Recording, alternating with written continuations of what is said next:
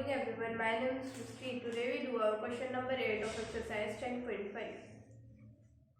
Our question is, if a non-parallel side of a trapezium are equal, prove that it is a cyclic.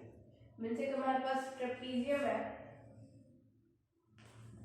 और हमें पता है कि जो ट्रेपीजियम होता है उसकी दो साइड पैरेलल होती है, दो नॉन पैरेलल होती है. ये दो पैरेलल होती है, ये दो नॉन पैरेलल होती है और ये वाली साइड हमें इक्वल गिवन है. तो यहाँ पे हम नेमिंग कर लेते हैं A B and C D. पहले से लिख लेते हैं हमारे पास जो जो गिवन है, उसके बाद हम इसके अंदर कंस्ट्रक्शन करेंगे.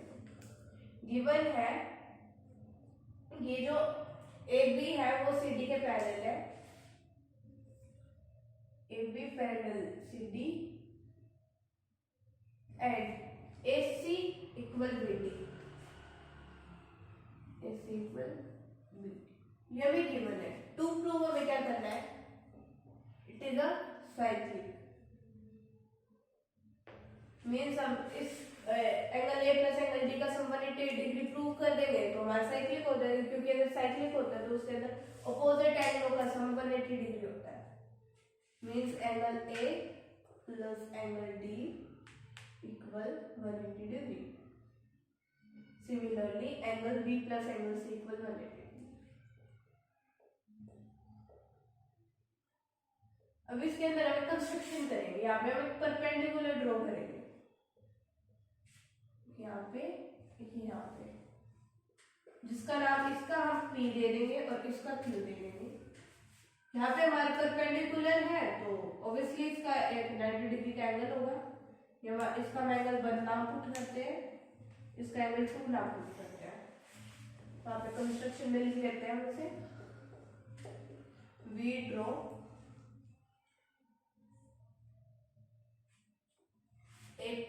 AP perpendicular to CD and VQ perpendicular to DC.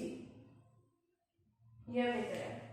और हमने ये भी क्या भी पढ़ा है कि अगर इन परपेंडिकुलर होता है तो उसके बीच की जो डिस्टेंस होती है वो सेम होती है.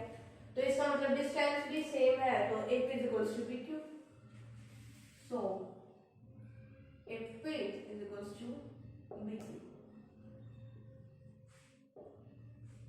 इतना हो गया हमारा. अब हम अपने दो ट्रायंगल लेंगे, एक राइट एंगल ट्रायंगल लेंगे, एक राइट एंगल ट्रायंगल लेंगे. एक ट्रायंगल हमारा ACP in triangle ACP and triangle BQD. अभी AC is equals to BD. ये हमें गिवन है. Angle 1 equal angle 2 each 90.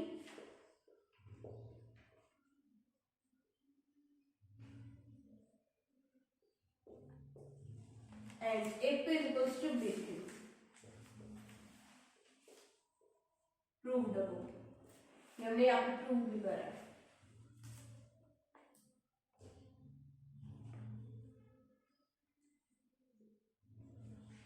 हमारे ट्रायंगल कॉन्ग्रुएंट हो गए. Triangle ACP congruent triangle BQD by RHS.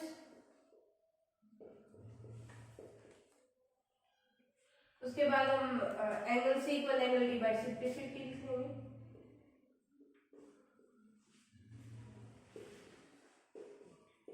और जैसे कि हमें पता है कि angle A plus angle C equal 180 degree होता है, क्योंकि ये दो पैरेलल लाइन है, ये एक ट्रांसवर्सल है. तो अगर जो एंगल होंगे उनका सम 180 डिग्री होगा same side of a transversal.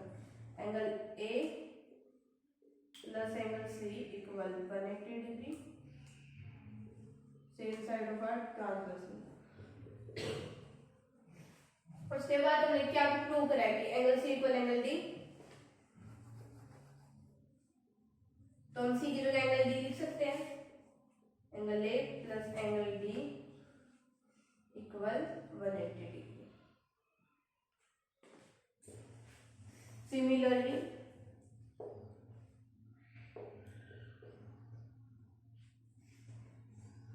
हमारा जो है एंगल बी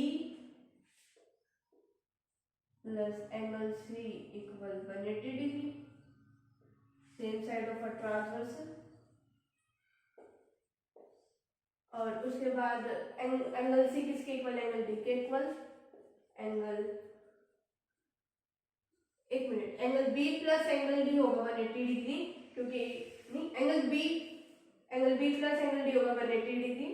डी किसके इक्वल है, सी के इक्वल, तो यहाँ पे हम बी लिख लेंगे, angle B plus angle C equal 180 degree. और यही हमें प्रूव करना था। Thank you.